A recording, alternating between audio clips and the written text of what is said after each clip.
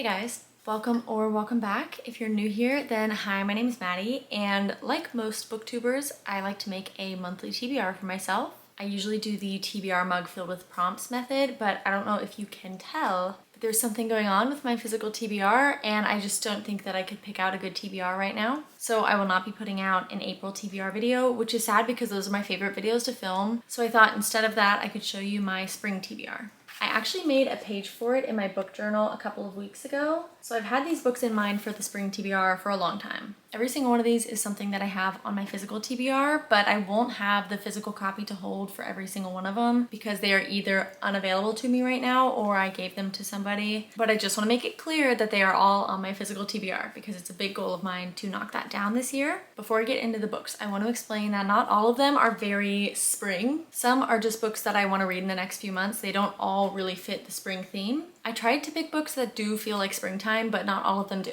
That's all I wanted to say. Honestly, I don't know how long spring is, and I know that we're already at least a few weeks in, so by no means do I think I'm going to read all of these, but it was fun to put the TBR together. Let's start with the book that I'm actually currently reading, which is The Bodyguard by Katherine Center. My bookmark is sticking straight up. It looks so goofy. I have heard nothing but amazing things about Katherine Center and this book in particular. I think I've had it on my shelves for at least like 6 months and I've really been wanting to get into it, and I am so glad that I'm finally reading it. This is about Jack Stapleton, who is a famous actor, and he has a couple of stalkers, one really severe one, and his mom gets sick, so he decides to move back to Texas where he grew up to help take care of her. But his agency is really worried about him because the big stalker they're worried about lives in Texas. So they hire Hannah, who is an executive protection agent, which is just a bodyguard, to protect him. But Jack has never told his family about the stalker issues and he doesn't want to worry his mom, so he asks Hannah to pretend to be his fake girlfriend to not tip them off. I'm about 2/3 of the way through and I'm really enjoying it so far. I don't want to say too much about it, but so far I'm really glad that I picked it up and I am having fun with it. I will say it's kind of weird because they're in Houston, Texas, which is where I live. I don't know if I've ever read another book that takes place in Houston, but I just feel like she has named so many places. It almost feels like she's trying to prove a point that she knows about Houston, which it probably wouldn't feel like that to anybody else who's reading it, but to me it does. Just because I recognize everything and I'm like, this is so weird. But I'm getting sidetracked. I'm not here to give you my review. You will see that in another video. Even though I already started, I still wanted to mention this.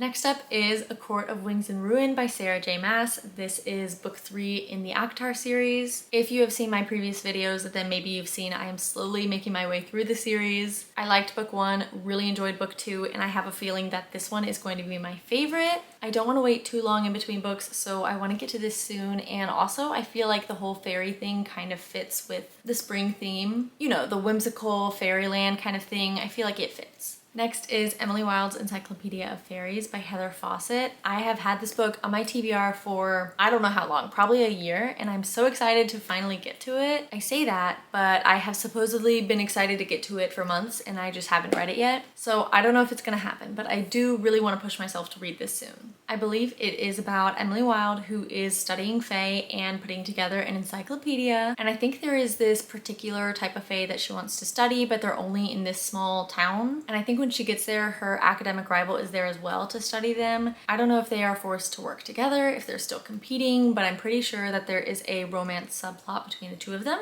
It is a cozy fantasy, which I think is right up my alley, and I have heard nothing but amazing things. Next up is The Unmaking of June Farrow by Adrienne Young. I heard a lot of people talking about this book when it came out, and the cover is stunning. I won't lie, that is pretty much the reason why I bought it. And also, I don't even think I remember anything about the plot, but for some reason, I was thinking that the cover fit with spring. Let me look up what it's about. A woman risks everything to end her family's centuries-old curse, solve her mother's disappearance, and find love. It is set in a small town. The Farrow women are known for their thriving flower farm and a mysterious curse. Ooh, it sounds like every woman in the family ends up going crazy and then leaving? Well, I don't know if they all leave, but I think that they all end up going crazy, and June Farrow's mom also goes crazy and then she goes missing. So June is trying to figure out and get rid of her family curse and find her mom, and it sounds like a very interesting, unique story. I think it falls somewhere in between a general fiction and a fantasy book. I'm not sure how many fantasy elements there are. It might be more of a magical realism, or maybe just the family curse is the only thing that there is. For some reason, I have in my head that it might have some fantasy, but I don't know. Obviously, I think it sounds good, and I want to branch out and read a little bit more of general fiction. Next up is The 7 Year Slip by Ashley Poston. I don't know if I say her last name right. It might be Poston or Poston. My roommate Kat actually just borrowed it because she is about to read it, and I cannot wait to see what she thinks. I feel like this book blew up when it came out, so it's very popular, very loved. It is a romance with some magical realism in it, which is what this author is kind of known for. The idea is that our female main character ends up inheriting her late aunt's apartment. I think she was really close with her aunt, and when she was a kid, she always told her that the apartment was magical and it would sometimes slip 7 years into the past. So she moves in, and then one day she opens the door and it's not her apartment and some man is living in there, and she has actually gone back 7 years in the past. It sounds like after that she really doesn't know what she's gonna get when she walks into her apartment. Either he could be there or it could be her own apartment in the present. And of course, it is a romance between the two of them, and honestly, I've just heard nothing but amazing things. Everyone I know who's read it has loved it and told me to read it, so I really want to make it a priority and get to it at least some point this year. But I feel like it would be a good book to read in the spring. Or honestly, maybe it's better for fall because I know there's leaves on the cover. I don't know.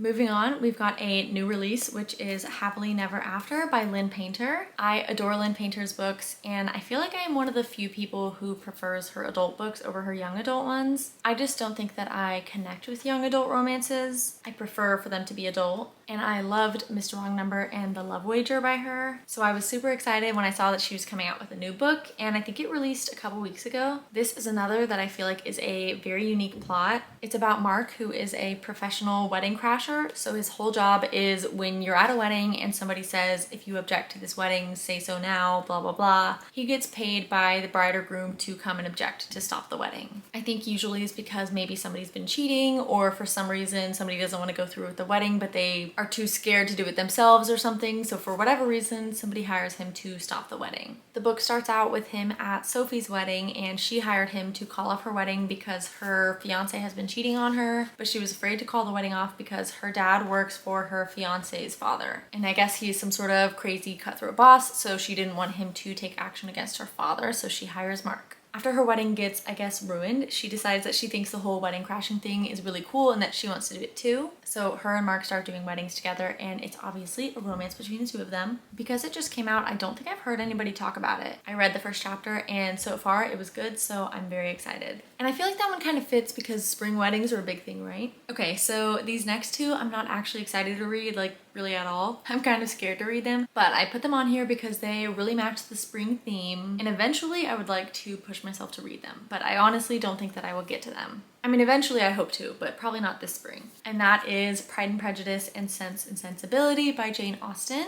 I saw the Pride and Prejudice movie, but I fell asleep and I honestly don't know anything about it except I think that's the one with Mr. Darcy.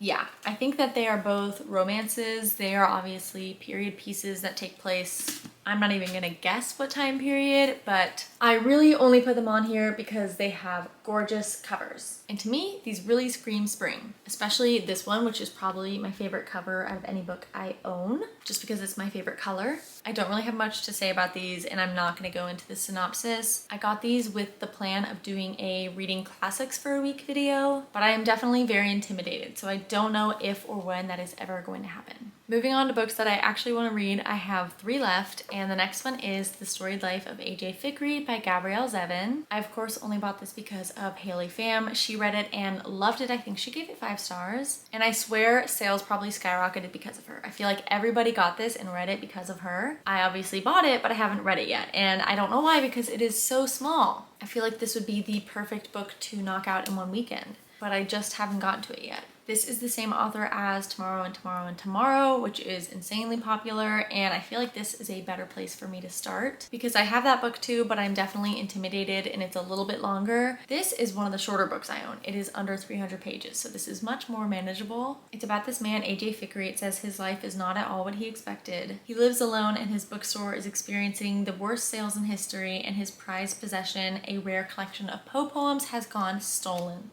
has gone stolen, has been stolen. And then a mysterious package arrives at his bookstore, and its unexpected arrival gives Fikri the chance to make his life over and see everything anew. This is another general fiction that I think has magical realism in it. I'm realizing I have a lot of magical realism on this TBR. I feel like that really falls with the spring theme. Anyways, this just seems really short and sweet, but also kind of impactful. I feel like a lot of people I see reading this are crying, and I don't think I've seen anybody rate it lower than a 4-star, so I have very high hopes for this one. Then we have another author who I have been meaning to try for a really long time, and I have 2 of his books. I definitely wanted one of his books on my TBR, and the other one felt more summer, so I picked this one instead, which is Under the Whispering Door by TJ Klune. He is a fantasy author, but I feel like his books are kind of in the almost cozy fantasy genre, but more so just easy for people to read if you're not really into fantasy. Why do I think that? I don't really know because I haven't read any of them, but just based off the descriptions, that's kind of what I'm getting. I think it just seems like none of his books have very intricate world building, so they seem very easy to understand. For example, this one is about Wallace who just died and the Reaper comes to collect him. And in this world, you actually have to cross over into death. So I think that Wallace hasn't even realized that he died, but the Grim Reaper shows up and is like, hey, it's time for you to cross over. And he's probably really confused. And then this guy, Hugo, shows up who promises to help him cross over. But it says that Wallace is not ready to abandon the life that he lived. So he's given 1 week to cross over and he wants to live as much as possible in those 7 days. Do you see what I mean? It just doesn't seem like a typical fantasy book where you have to learn a magic system or anything like that. I feel like it has the potential to be very touching and heartwarming, possibly sad. So we'll see.